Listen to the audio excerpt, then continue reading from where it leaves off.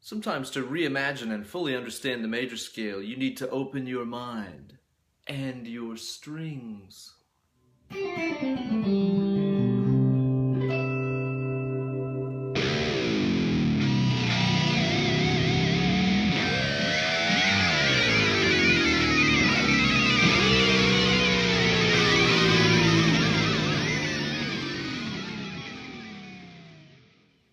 Greetings, Suckamaniacs, and welcome to another installment of Weekend Wankshop here with your old pal, Uncle Ben, the only weekly lick lesson series guaranteed to contain Uncle Ben. First of all, thanks to all you guys who participated in my Ernie Balls to the Walls giveaway that I did last week. I really enjoyed signing on every day and seeing more and more new licks from you guys. Huge congrats to Suckamaniac Ryan, whose name I think is at XD_RY1003. I'll put it right here, that way it's for sure.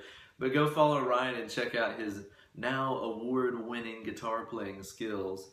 He laid down a really hellacious like legato, it seemed like a 4-note per string, kind of rusty coolie idea that was pretty nuts, blew my mind. So cheers to you, man. You'll be receiving a goodie box from the fine folks at Ernie Ball in the mail soon.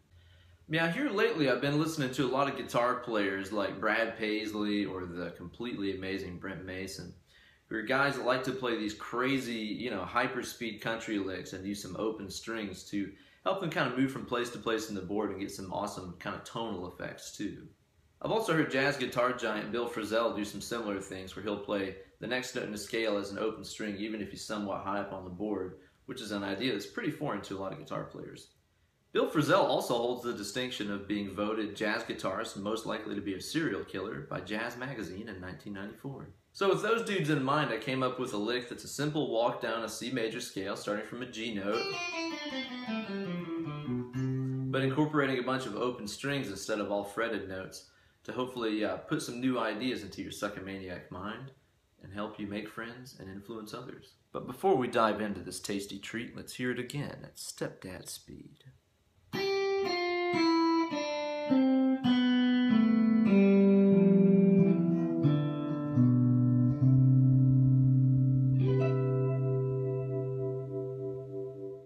Alright, so like I said, this is basically just the world's most inefficient way to play through a C major scale. You could play this all in any position,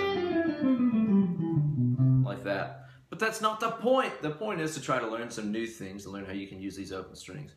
So like I said, it's kind of a foreign idea to a lot of us to use an open string in the middle of a lick, especially if we're somewhere higher up on the board, But an idea that you have to learn to understand is how these notes and stuff fall within their own octaves. Like for example, if I was on the 15th fret on the D string on this F note, the next note down in that octave is actually my high E string.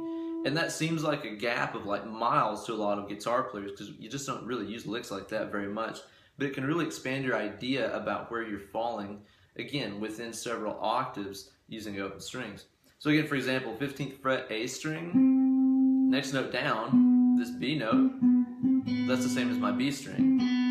And it's interesting, rather than going like this, it sounds totally different to go, partially because the timbre is so much different. Because whenever you're playing this B note up here, it's on a short, wound, really thick string.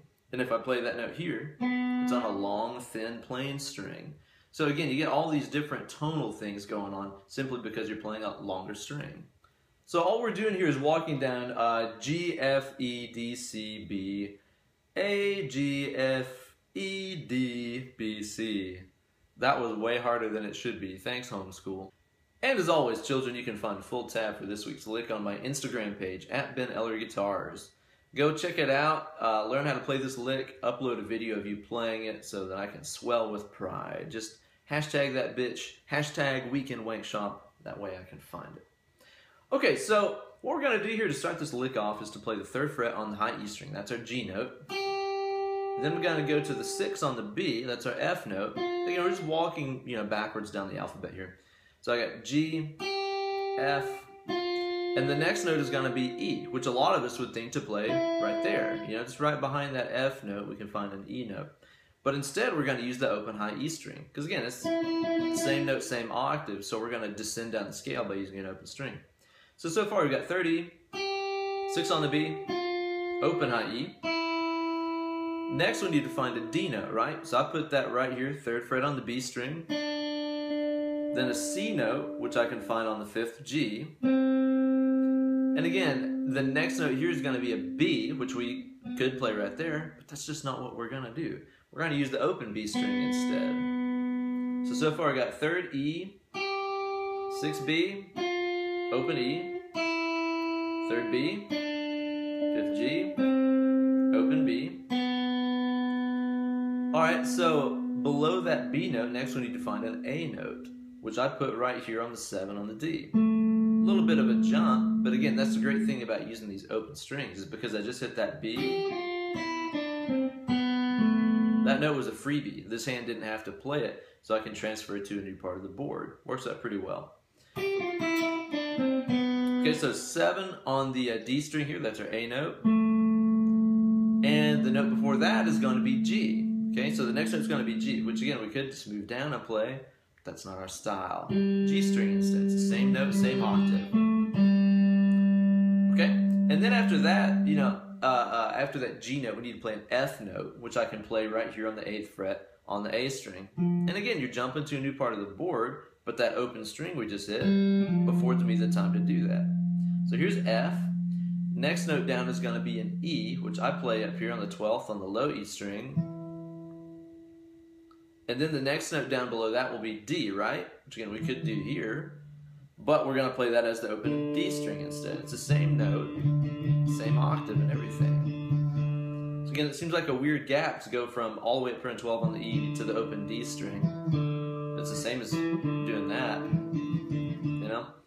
And after I play the E note, I'm going to jump down here to the 7 on the low E and play B. And then just the next note up, which is C. So I went 7 on the E string, 8 on the E string.